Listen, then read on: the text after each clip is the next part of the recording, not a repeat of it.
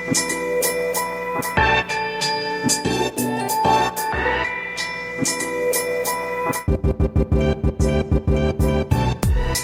evening, kings and queens. You are now live and rocking with the Relevant with Renata radio show, where everybody will do what? That's right. Put some RESPECT on your relevancy. And now your host, Renata. Hello, everybody. Good evening and welcome to another episode of Relevant with Renata. I'm your guest host for today, Dr. Andre Jerry, and I want to send a special shout out and thanks to Miss Renata Morgan, who's on hiatus this month, but has graciously entrusted me with her platform and show. I appreciate the opportunity to fill in for her today and to connect with her audience. So very happy to be here.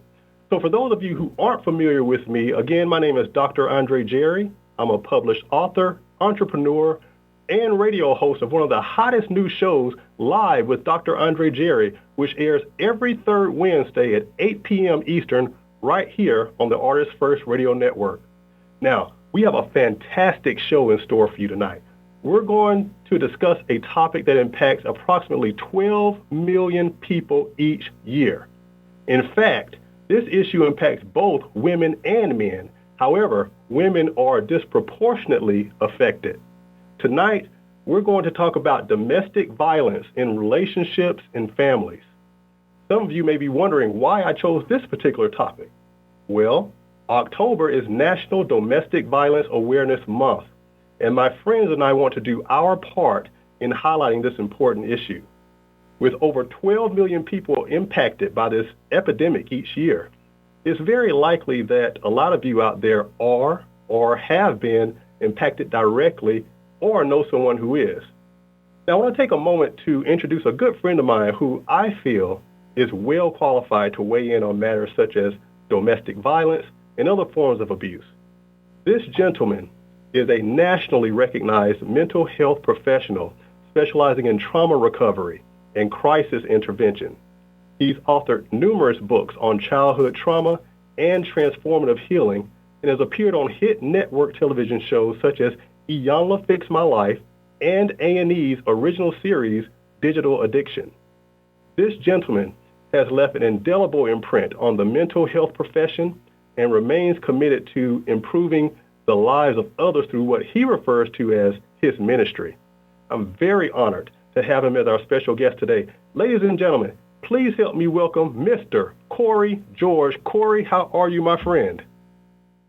Listen, after that intro, as usual, I am elated. So I'm pretty good. Let me just get my head down from being a little bloated, but I'm doing great this evening. I'm always excited to talk about this particular topic because it shouldn't be a month. It should be something that we talk about in our homes, the stories we share between our parents, the things that our parents have gone through, all these things. We should share these stories and also share the triumphs. So this topic is very important, and it's personal to me as well. Yes, absolutely. And listen, Cory, thanks so much for taking the time to be with us today, because I know you're a busy man. One of the first things I want to cover is the actual tagline of domestic violence. Now, there's a new tagline or name that we're starting to see emerge in place of domestic violence, and it's called intimate partner violence. Can you talk to us a little bit about that, please? Sure. Well, so the reason why we changed the tagline, or the reason why it was changed, is because usually when we think domestic violence, we think married couples or maybe long-term living couples, but then we have high school kids that suffer from it. We have grade school couples that suffer from it. We have same-sex partnerships. We have the different types of configurations. And so we have to find a term that encompasses everybody because it does include everybody. So that's why the term has been changed, because intimacy can be shared by many different types of people. Well, absolutely, and that makes perfect sense. You know, as times change, sometimes the title and the names that we give things also change. So it's good to be adaptable and amenable to any type of change that makes things more inclusive for all people. You know, so last month when you came on my show, we talked at length about intergenerational trauma and how if left untreated, it can interrupt and negatively impact our lives well into adulthood. And, we got a lot of positive feedback from that show. And when we spoke recently about booking you for this particular show today, you mentioned that you specifically wanted to address domestic violence or intimate partner violence in this particular show. So what prompted your decision to focus the conversation in this way?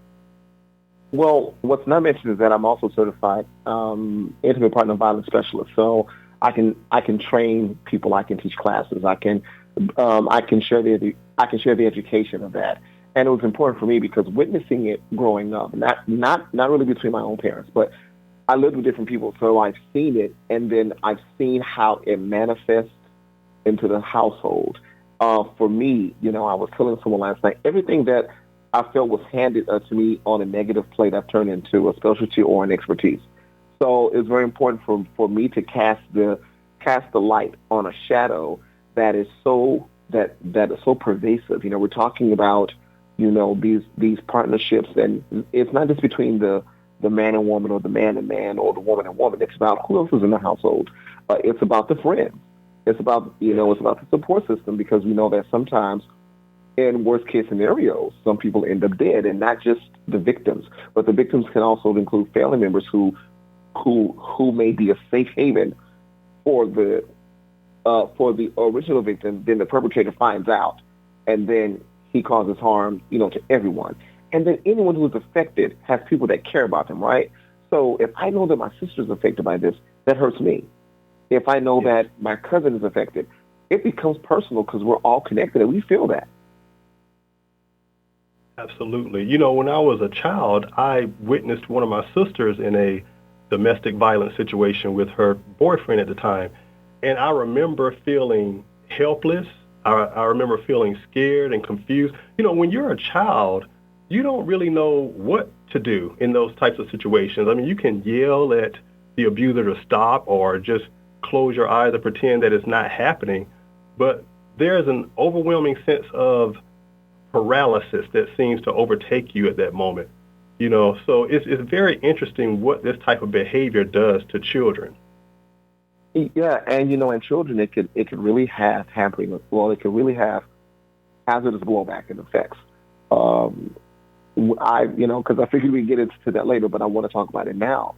Because children who witness this, they'll have to look at things that we consider our values, right? So if you're growing up and witnessing this and you got to cope with it, sometimes the way we cope is normalizing. So if we say, okay, since I can't change it, and a child has only limited sources of coping because of their development level, they may grow up to think this is normal. So you're showing your young ladies that it's okay if he puts his hand on me, or it's okay if he kind of shoves me. It's okay if he talks crazy to me, as long as it's not bad, because guess what happens? They don't recognize that as trauma. So now we're saying that it's only recognized as trauma when it's extreme. Or the young boy may think, well, this is how you handle, your girlfriends or your partners, because that's what dad does, and mom didn't leave, and mom has coped with it, so this is what we saw. So this is how dangerous it is. But it can also cause cognitive issues. Children can also be in the line of fire of abuse, especially if you're a caring child and you want to help your mommy or even your dad, because men are victims as well. The child may also receive the blowback and suffer in some physical way. So it can be very, very pervasive. And then even trying to get out of that, it can be a very tricky type of situation. And hopefully we'll talk about ways to think about that, and also talk about how us on the outside can be of support and what we can do to help strengthen the case against perpetrators, even if the victim doesn't know that that's what you're doing. Because sometimes it's hard to talk with the victim because they don't want to leave. And then we'll talk about why some victims stay, because one of the worst questions to ask a victim is, well, why didn't you leave? The worst question. That's the worst question, because the question should be, how can we make you safe? Right. And before we get too deep into this topic, I know this is a rudimentary question, I'll admit that, but just hear me out. I want for the listeners, please just define what domestic violence is, because I feel like this is one of those terms that they hear a lot, but there's no real clarity on what all domestic violence or intimate partner violence entails. Talk a little bit about that, Cory. Yeah, it can be vague because, again, it's about our own understanding and how we adopt it, and so people have a really different type of definition. So first we'll look at the CDC's, but the wording from the CDC is basically it encompasses physical, sexual violence as well as psychological harm and stalking inflicted by a current or former spouse or partner. So, and this wording is important because it can be inflicted on someone that you used to date or that you were married to. So that's why we say intimate partner, because you were once a partner with that person. So when we say domestic violence, it feels different if this is an ex-husband versus a current husband, because domestic violence usually makes us think of your current partner or your current spouse. With intimate partner violence, it could be a spouse from 5 years ago that just hasn't let go. Right. Now I want to emphasize those aspects that you touched on. You said physical assault, which can include battery, intimidation of any sort. We're talking about sexual violence, and then psychological violence and emotional abuse. You mentioned stalking. All of these are forms of domestic violence. So yes, I just wanted to foot stomp that. Continue, please.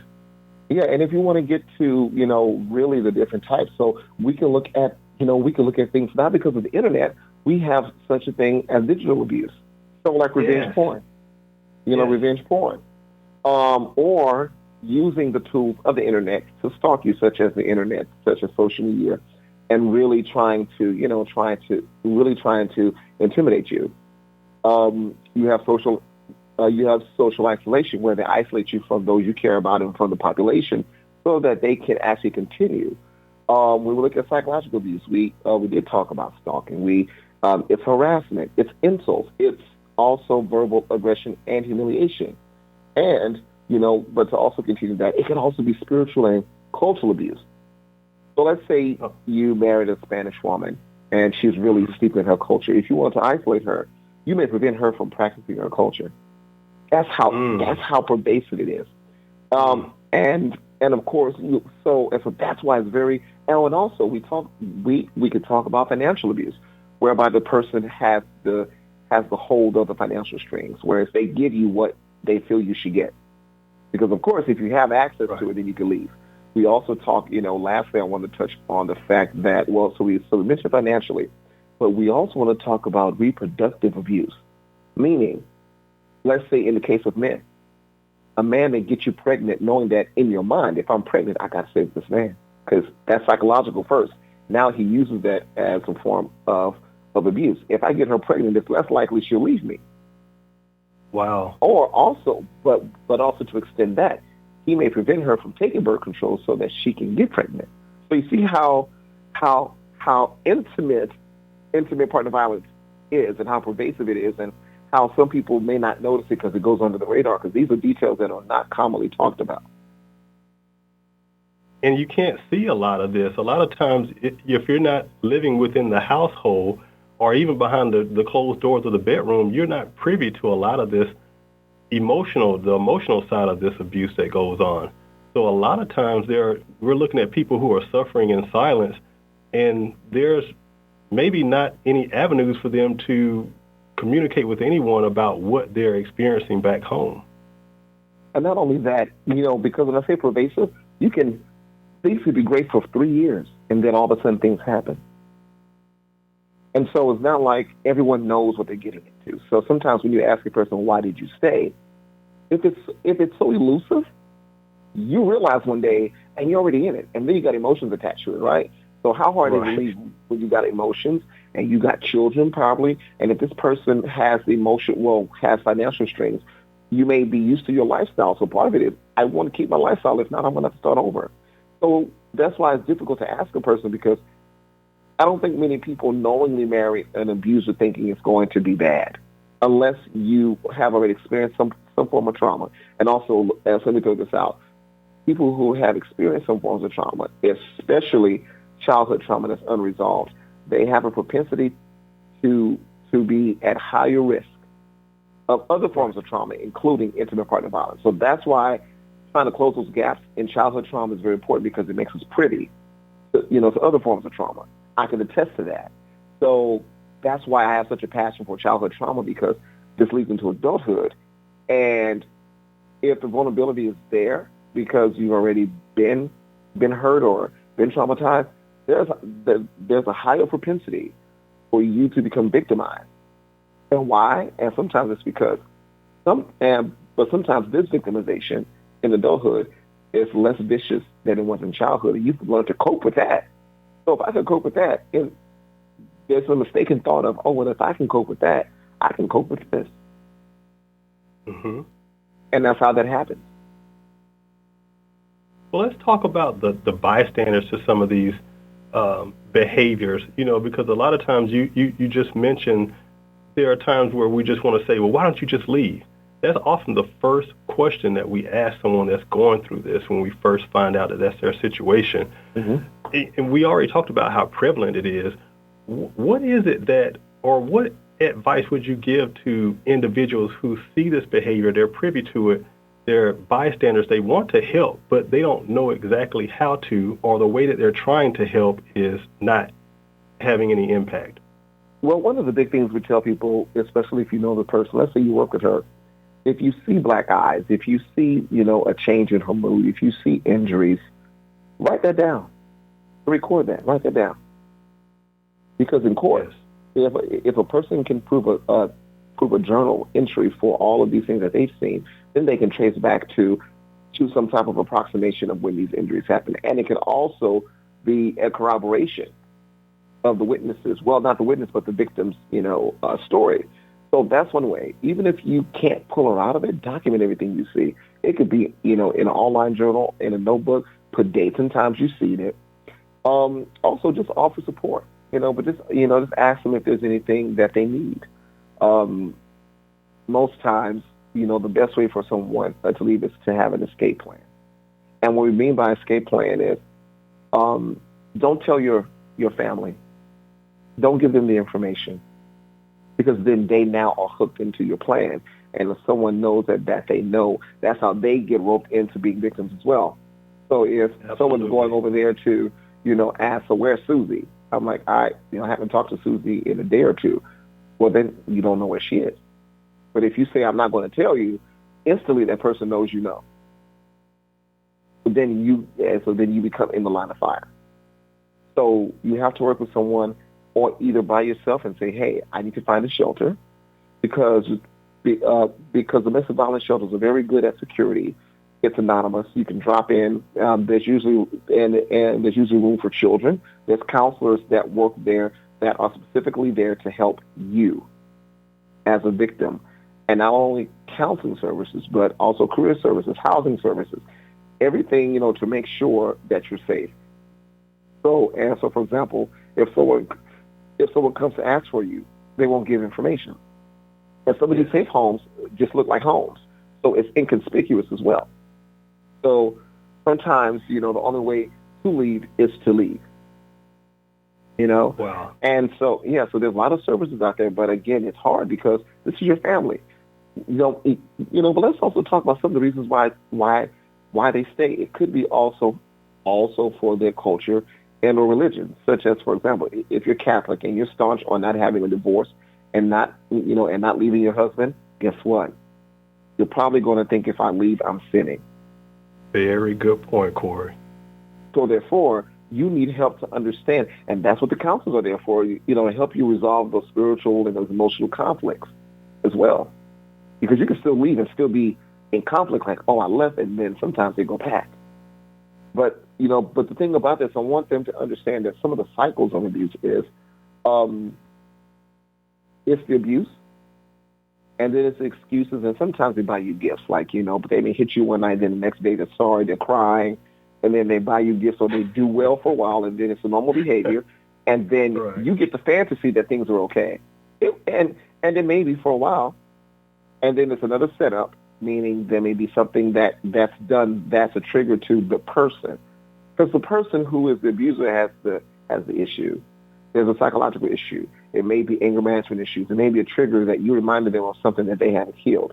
It could be, it can be other things. We could also talk about the impact of drugs and alcohol. So some people, when they become high or tipsy, they become more violent. We know those people, right? So we have to pay attention to all those habits, and that's, and that's part of, that's part of segment 2. But there is a cycle. It happens, and some women is like, oh, well, he did say he was sorry. He did buy me, a nice dress, or he gave me some money to go shopping. Yeah, but then a month later he hit you again, or he did something else. So It's like a Stockholm Syndrome thing happening. I'm glad you mentioned that, because oftentimes when, we're bystanders and we see this happening to our loved ones or people that we care about, the first thing we want to do is have that aggressive approach and encourage them to fight back and give them all this really what we think is good advice, but it's bad advice, because it can inflame the situation, make matters worse. But I like what you mentioned about, say, for instance, a coworker, and you're noticing a black eye or some type of bruise, and you're just documenting in a journal. That may seem like a small step, but that journal that you're keeping could be invaluable once that person is in a position to leave, and then now they have something that they can add that shows a paper trail that this is an established pattern of behavior that's been existing for weeks, months, or years. So it may seem like you're taking a small step or sidelining yourself and just is journaling in your notes, but this stuff can be a powerful tool once that person is in a position to break free and move past it. Well, and another thing I'd like to also add is do not confront the abuser unless your loved one is really in danger at the time. It's very different. So it's not like, you find out and then you go and confront, because if she has to go back home to him or her, because it could be a him that is also affected. And also to talk about the fact that, I want to bring up a fact here is that 1 in 3 women will experience it, but also 1 in 4 men will also experience it. But men have a lower rate of reporting because of this thing of, we're taught not to hit back. We're taught to be a man, it shouldn't hurt, but some men are actually being very hurt. And also in the military, it's twice, so those numbers become double, because we're talking about military stress on top of just regular everyday stress. You're talking about people who are in combat, people who have to deal with, extensive training, people who have to deal with time away, and, it can be a lot, especially if the wife or the husband's at home and you deployed, you come back. You don't know what shape that person is in after deployment. Right. And then there may be added pressure too, Cory, when, you're in the military and you know that if you did report this type of behavior, it could result in this person losing their career. So there's added pressure on the other end to not report. Yeah, so it could be like, okay, if I do this, then it'll mess up our lifestyle. Or it could be guilt, like, or it could be the guilt of, I know he or she's going through a lot. I've got to be patient, It could be the guilt.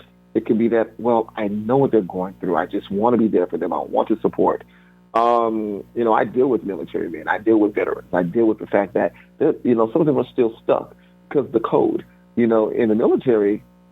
So here's a comparison.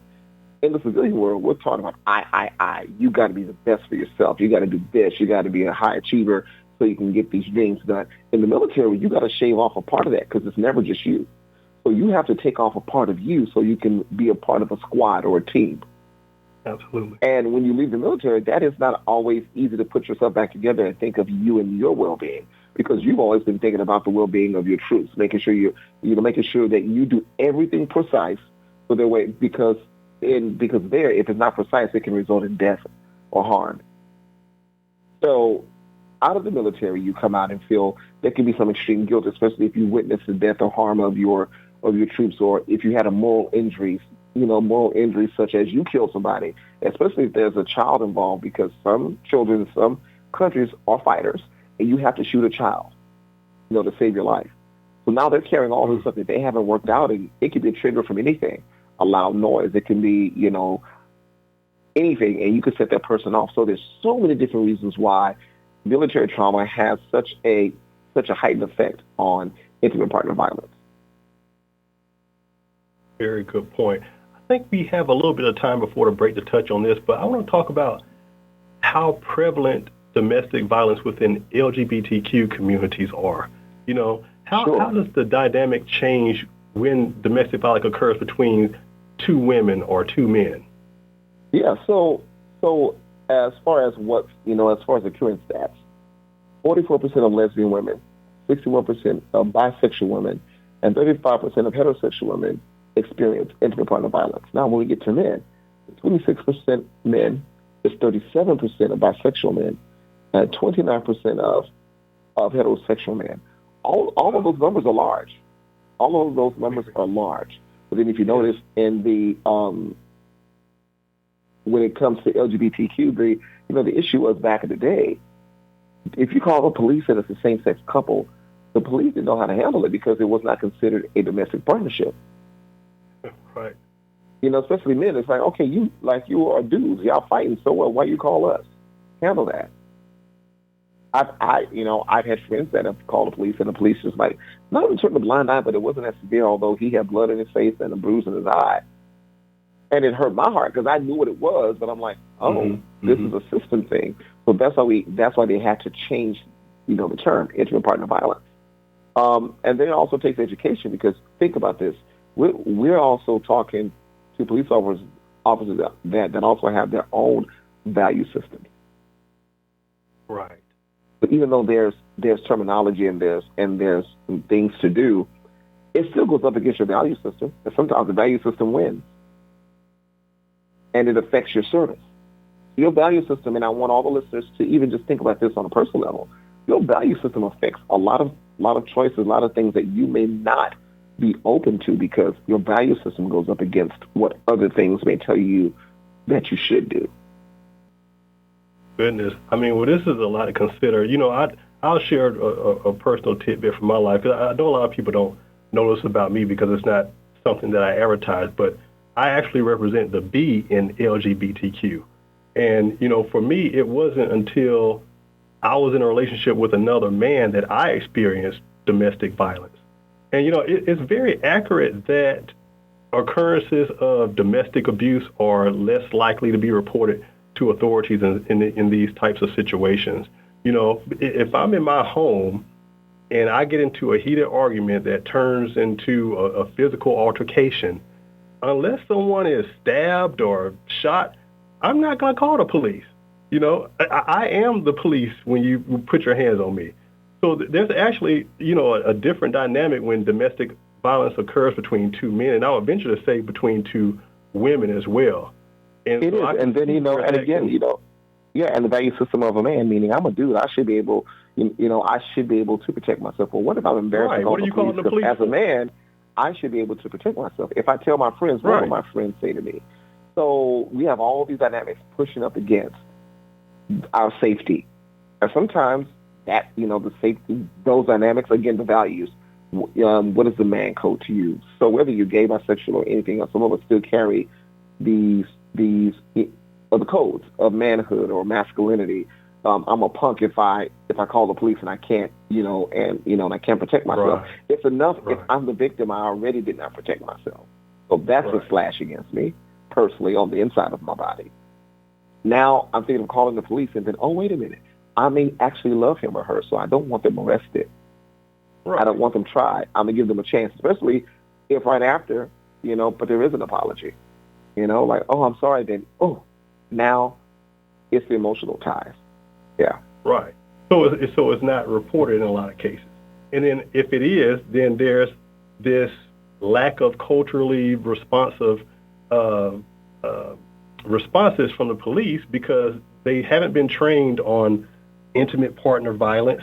They just see two men. They don't know who to arrest. They end up arresting both. So it just becomes this skewed situation, and it's not categorized properly.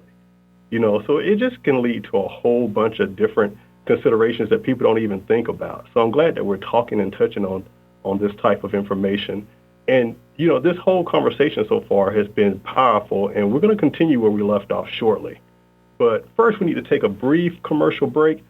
When we return, we're going to continue our discussion on domestic violence and what you can do to prevent yourself from becoming a statistic. We'll be right back.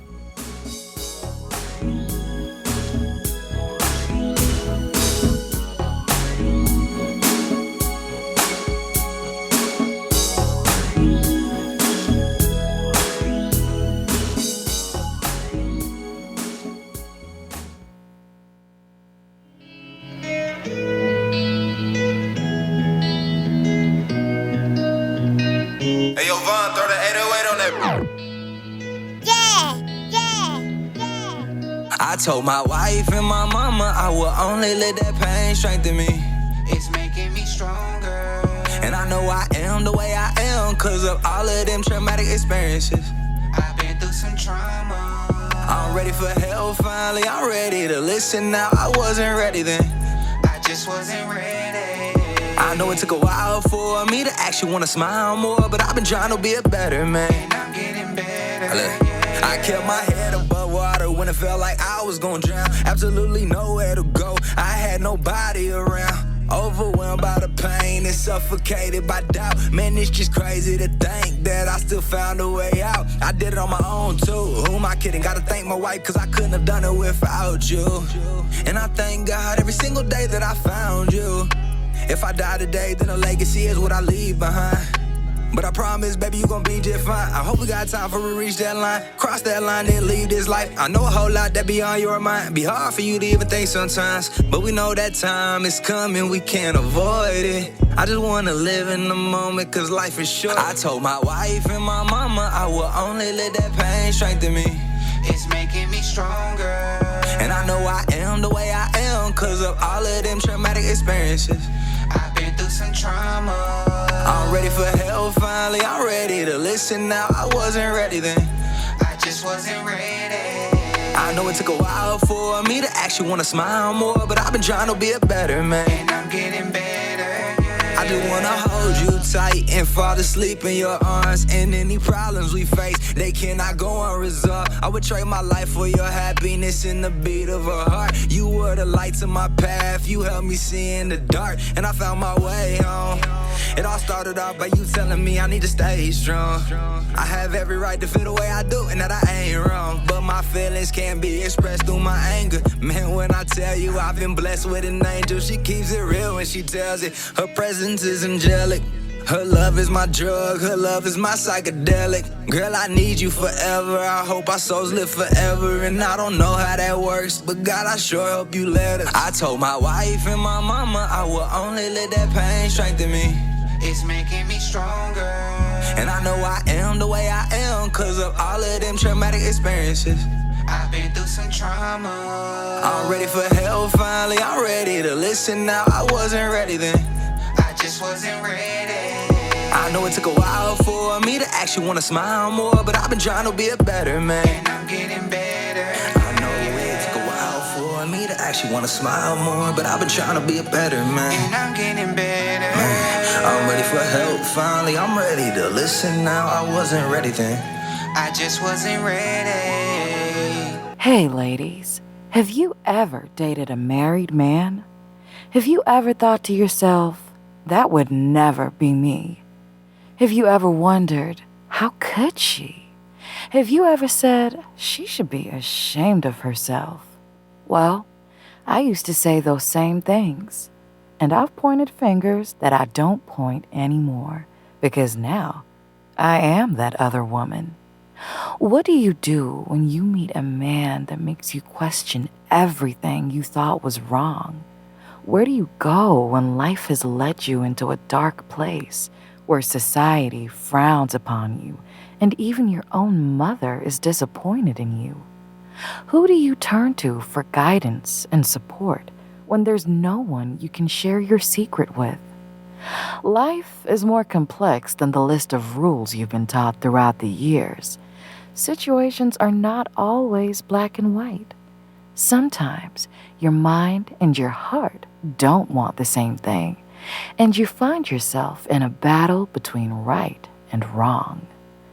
I never understood how women got themselves in these situations until I was that woman.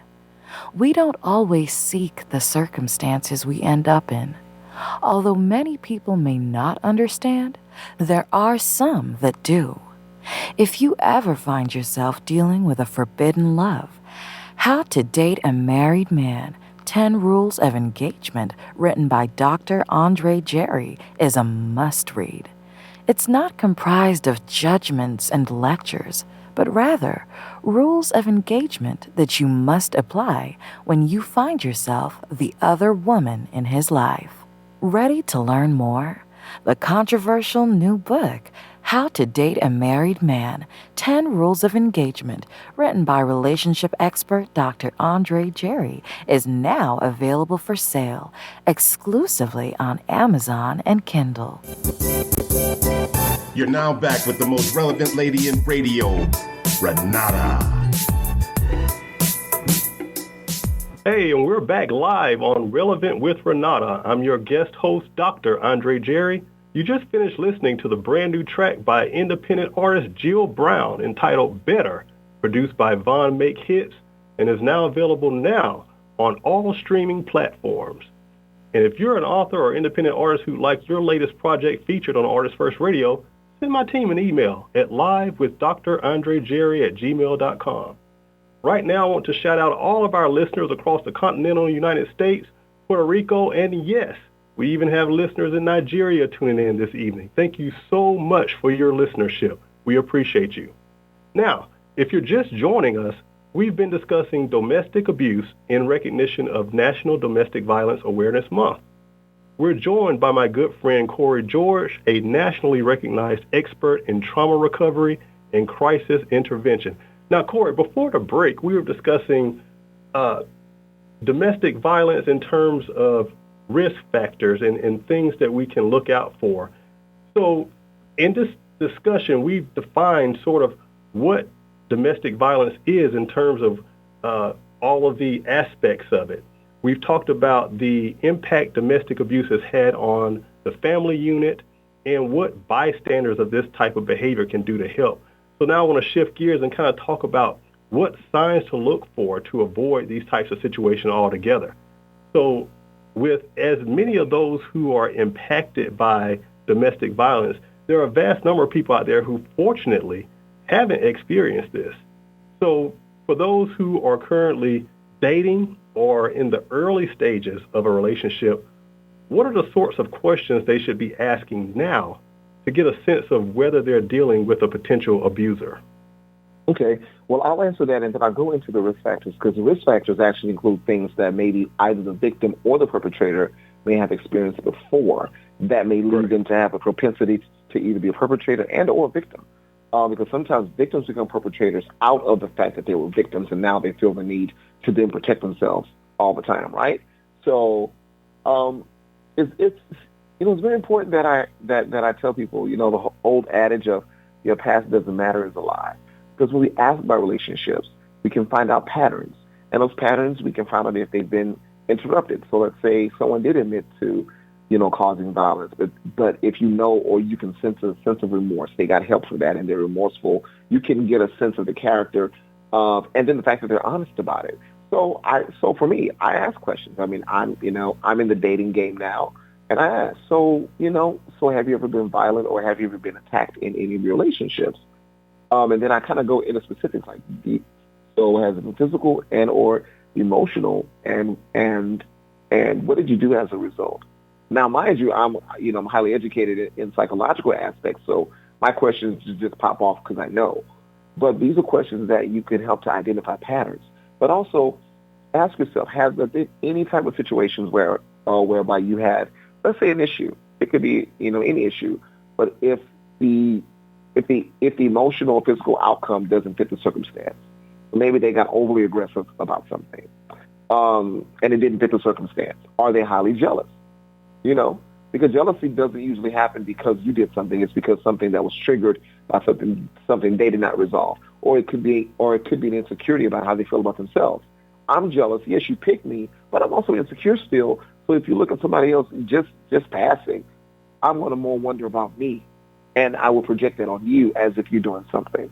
So we look at jealousy and look at is there name calling? Is there belittling? How do they handle arguments? I've now learned that sometimes you can't say yes to somebody until you have one of your worst fights and see how that turns out. So, absolutely. So what does the arguments look like? Is it name calling? Is it trying to hurt your feelings? Because think about this, when you're trying to get to know people, you do tell them intimate things about your life because you feel like you can trust them. You tell them about your past that some people may not know. So if they use that against you, if they use things against you to try to control and manipulate you, that's a warning sign. Big warning sign. Yeah, if they damage property, so let's say they get mad and they punch a wall. you know. If you notice that they may be overly aggressive with their own children. If you look at the relationships they have with their other family members. Sometimes, but sometimes a man or a woman will have abusive type relationships with their parents, or their siblings. And because it's normalized, guess what? If they have it with you, it's not going to be a big deal to them. Right. So this is why we have to ask questions. We have to observe. And also, every time I talk about trauma, every time I talk about these things, trust your body, because your body and your mind will tell you something's off.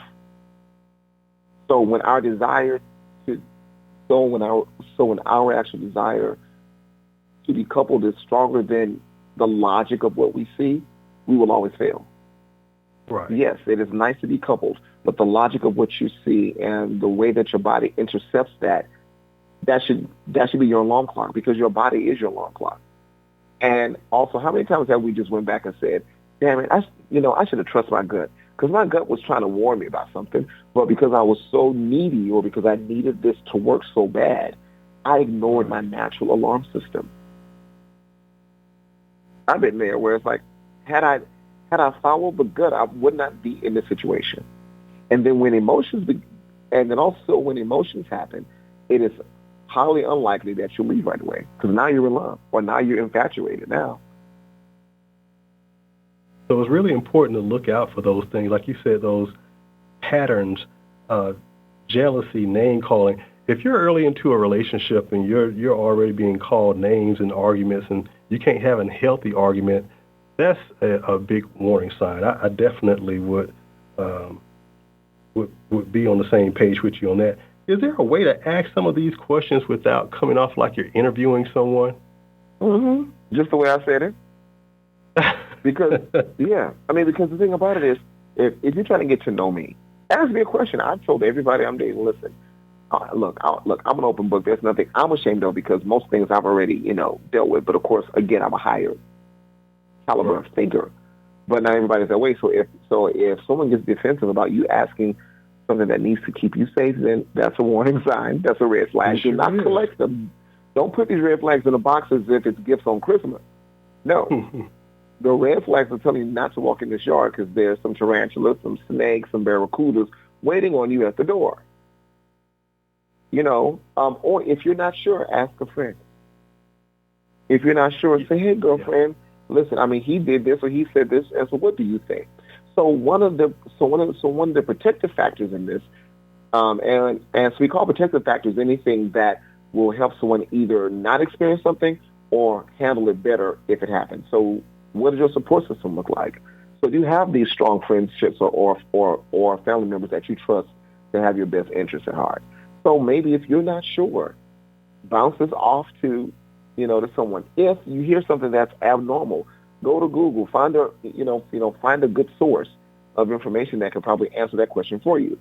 There's a smartphone, and so you can take a break and go to the bathroom and type it in Google. Say, this man just said this. What does this mean? So, or this woman, So we have to be comfortable being the top investigators for our safety. Because again, there's so many different types of abuse.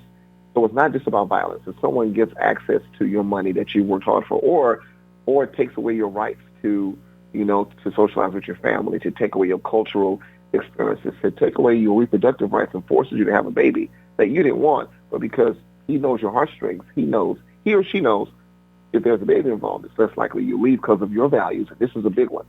Talk about each other's values. How do you feel about arguing? But do you think it's okay if we put hands on each other? Do you think it's okay if we talk a certain way to each other? What's your boundaries? So these are all exploratory questions that should be asked, because sometimes value systems are just the thing that makes it hard, because my values don't believe that and especially same sex, because again, we talk about men and women on women. If I believe it's okay for me to hit a man because I'm a man, then that's a value I've incorporated as true, true for me.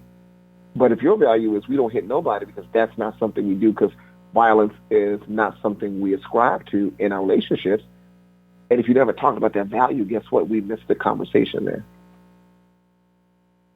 So a lot of situations that are potentially harmful, they can be avoid it just by having conversations, basic conversations, asking, like you said, exploratory questions that kind of suss out some of these behaviors early onto the relationship.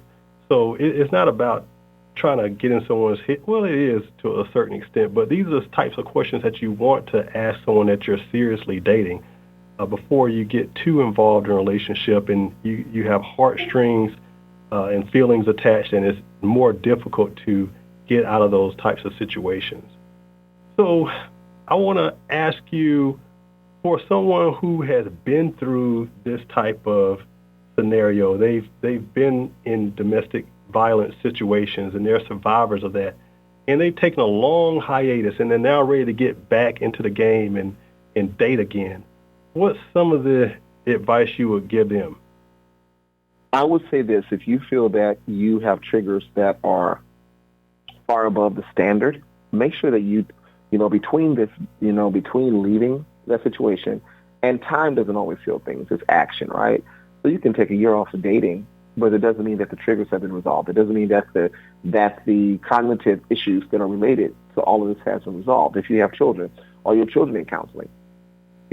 Because they may see, so let's say your partner, if it's a male, was a dark-skinned male with dreads or braids. I'm sorry, but these kids may see dark skin with dreads or braids as opposing figures. Because that's what they've ascribed in their memory. Because it is highly likely that a person who has gone through continuous episodes of IPD, especially physical and emotional, can experience PTSD. And that is something that you can't just wish away. Children can also deal with PTSD. Children can have cognitive issues. They can act up in school. They can have issues with other relationships growing up. They may have a hard time being close to other people. So before you date, I would say get an evaluation from someone you can trust to give you the honest opinion about where you stand emotionally. Because you don't want to have a trigger, then you become an abuser because, this man is like a threat. Next time, I'm going to hurt somebody. I'm going to kill somebody. Because in your head, you may have this guilt about you not being able to then protect yourself or your children. So next time, even if there's a hint of it, I'm going to go in at all costs. So now you become the perpetrator. That's the magic of advice. So that's the magic of time. Time doesn't heal a darn thing. Time only ages things. It doesn't heal. So if you're not doing any action, if you're not having a support system, if you're not going to a support group, which are usually free, you can go to a support group. You can enroll your kids in things that are kid-friendly types of trauma therapy, such as art therapy, music therapy, play therapy, sanitary therapy, things that are less invasive, but it gets out their thoughts and their feelings about what's going on. You have trauma-focused cognitive-based therapy for children and adults. So all of these modalities, can help. You can have exposure therapy, especially if, for some reason, if the abuse has kept you from experiencing certain things you normally do, like you have a hard time going to empty parking lots because you were beaten in the parking lot. If you have a hard time going to certain places or visiting certain things that remind you, you may need some type of more extensive type of exposure therapy, which is what I do at times. So again, my advice is get some type of referral for counseling and just get an evaluation. They can tell you where you stand. Evaluations are very important. And, because this is an issue that affects and impacts so many people, if you're not in a situation like this or you haven't dealt with it before, then you could find yourself in a situation where you're dating someone who is a domestic violence survivor. So what is your advice to someone who hasn't dealt with this before and they find themselves in a relationship with someone who's been through this before? What advice can you give them? I would say be patient. I mean, if you knowingly know this, it's different if she didn't tell you. But if you know this, that means that when you take on that person, he or she, or them, it depends on how many people you have, then they, be cognizant that they will be reminded at times. I remember when I went through it, and then when I met somebody that I cared about, and they were not hurting me, they'll playfully try to hug me or raise their hands, and I would flinch. I would brace, I would flinch. And they were like, and they understood what's happening, and they're like, it's okay. I had to learn that I'm not in trouble. Back then, I didn't know that was trauma. I was only 25. But it requires patience. And sometimes it can be so evasive that it can disrupt the relationship because, there could be problems with intimacy because rape also happens as a part of intimate partner violence. So they may have issues with sex, meaning certain types of sex, certain types of positions, certain actions may be triggers, or they may associate sex with violence, especially if it's sex that they didn't want. So that's why these conversations are very important, is that you don't want to re-traumatize someone accidentally, and now you become part of their trauma history. And even if it's unintended, now that relationship is frayed. So now not only do they have to work with the past, they have to work with the current, because now it's all melded together.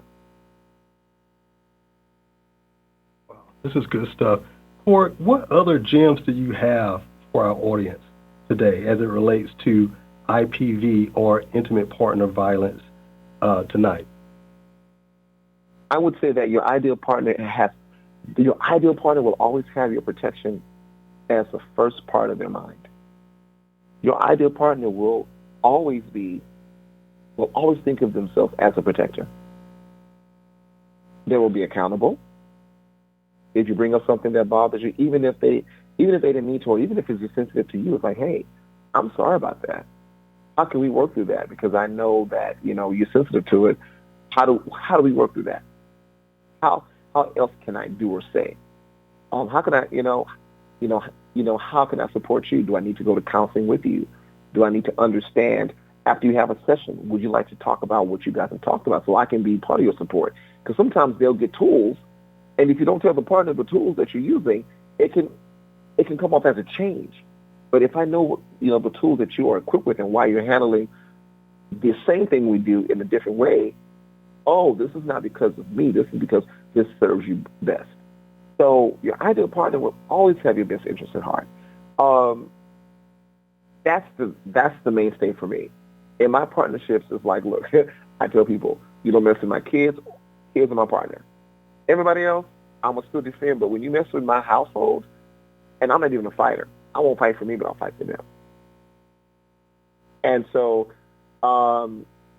you have to find someone that also understands, matters of the heart.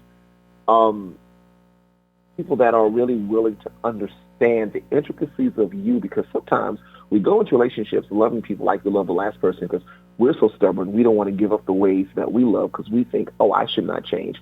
It should be everybody else. But no, you just met me. You don't know how to love me. You know how to be nice to me. But even niceness looks different if I tell you, oh, what you're doing doesn't work for me. So be less sensitive in the beginning because you don't know me. But if I say, hey, something you did last night, it bothered me a little bit, but I understand you did not know, and it's not your fault, but next time we can probably do it this way, or you could say it this way, and it'll hit me better.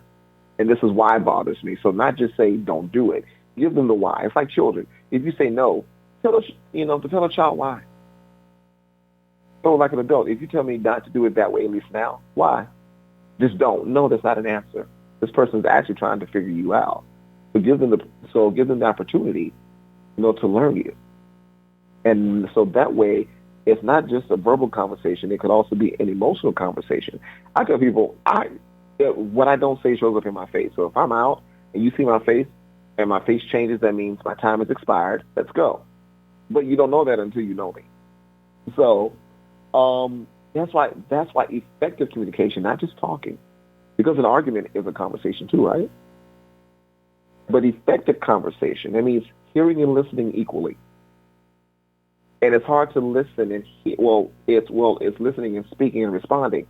But if you take everything personal, the listening feels different. And these people have histories way before you came along.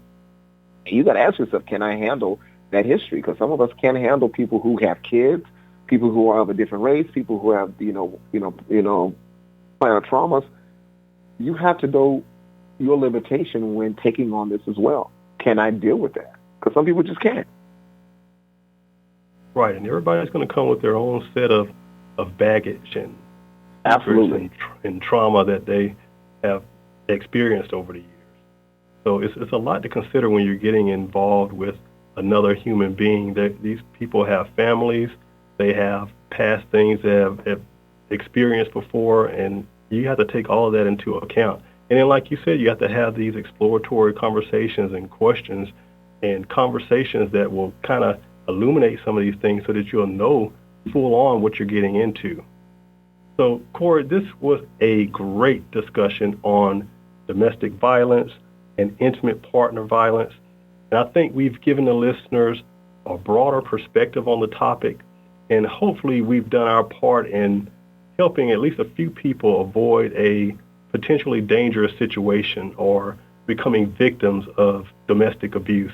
Really quick before we end the show, where can our listeners connect with you on social media? It's very easy. It's CoryGeorge.com. No E in Cory because everybody does it. It's CORY, George.com. You can write me at Cory at CoryGeorgeMedia.com. I do accept new clients, so you can actually find out more about my services, everything from individual counseling, coaching, to group counseling, family interventions, which is one of my favorites because I love to interrupt cycles. On social media, you can find me at Cory George Cares on Twitter and on Instagram. You can send me a DM if you're curious about information posted on my site, posted on my website. As I told you during the break, I'm going to start working on a new book. I have a fragrance that's coming out that's actually soon is called Smolder. And I have a motivational clothing line that I'm relaunching. So there's some cool things, but it really is in the name of peace, joy, and gratitude. That's where my work leads to. I love it. Outstanding. Well, folks, that's our show for tonight. Be sure to tune in with me next Wednesday, October 19th at 8 p.m. Eastern on Live with Dr. Andre Jerry right here on Artist First. The next episode of Relevant with Renata will air live on November 14th at 7 p.m. Eastern. Good night, everybody.